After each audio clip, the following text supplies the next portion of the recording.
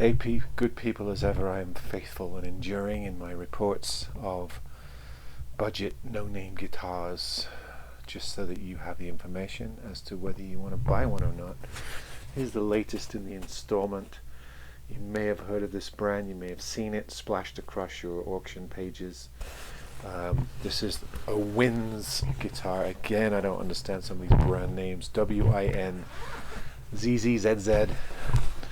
I don't understand some of these brand names, but that's what it is.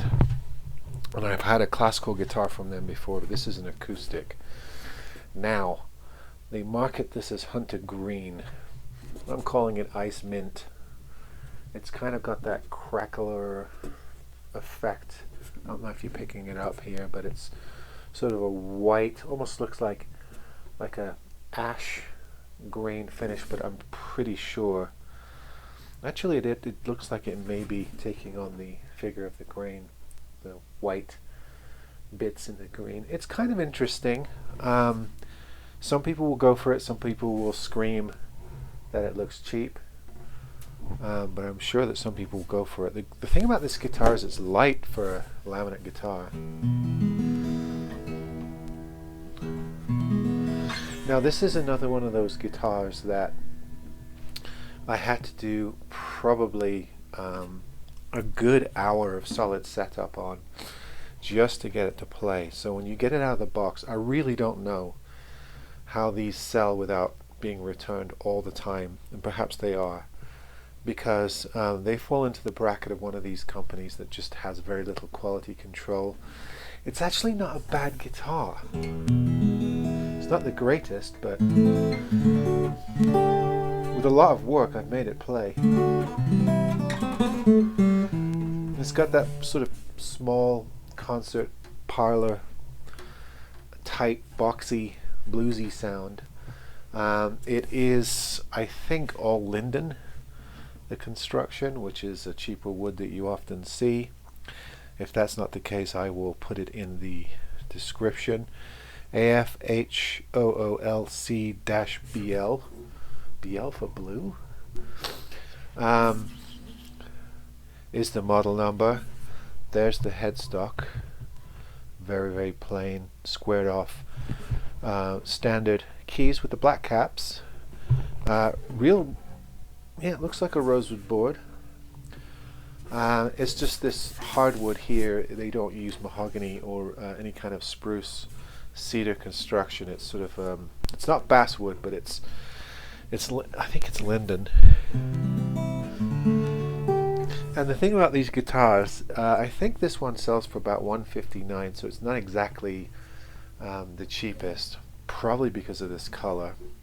And it is a matte finish, by the way. Normally when you get these crazy colors, they gloss them, but this is matte. And it's kind of a thin concert cutaway type model. There's the bridge on it. Strap buttons, white binding.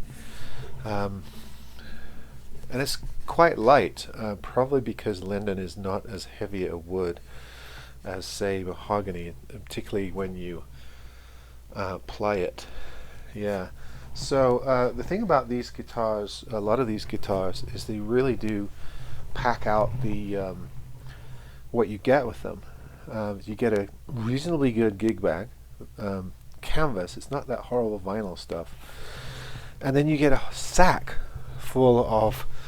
I know they're cheap and Chinese made, but they're reasonably operational accessories. You know, you get the strap, the tuner, the capo, the picks, sometimes a cloth. It's got a whole sack full. So when you buy these things, you're getting a reasonably good entry-level packet. The thing is about these guitars, fret end's abysmal. I know a lot of that's to do with the dry climate I have here, but even though it has a bound neck, the fret sprouts were pretty pronounced, and then they just come usually with the wrong string heights and often with bowed either way truss rod. So I normally have to shave the saddle down. In some cases I have to shim it up or put in a new saddle. And this is the case with this guitar. I had to do a lot of setup on it, but now that I've got it set up, it's every bit as good, maybe even a little bit better than that Mangoa that I showed you in a recent video.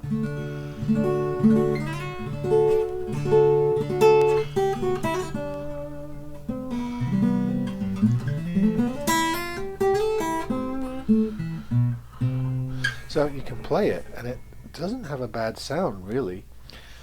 I was quite surprised. It's actually a decent little player, but I just can't imagine a layperson getting this guitar and being able to do that level of setup. It was more involved than most guitars are, and I imagine there's a lot of defective and blem issues with these guitars as well.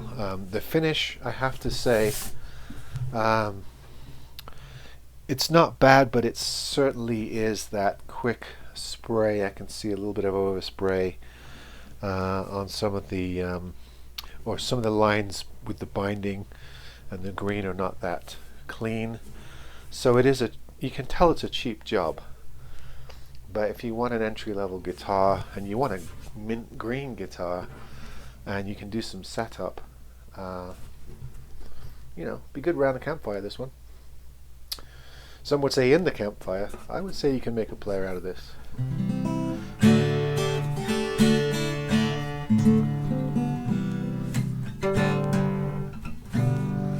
Yeah, it's alright. Alright folks, see you on the next one.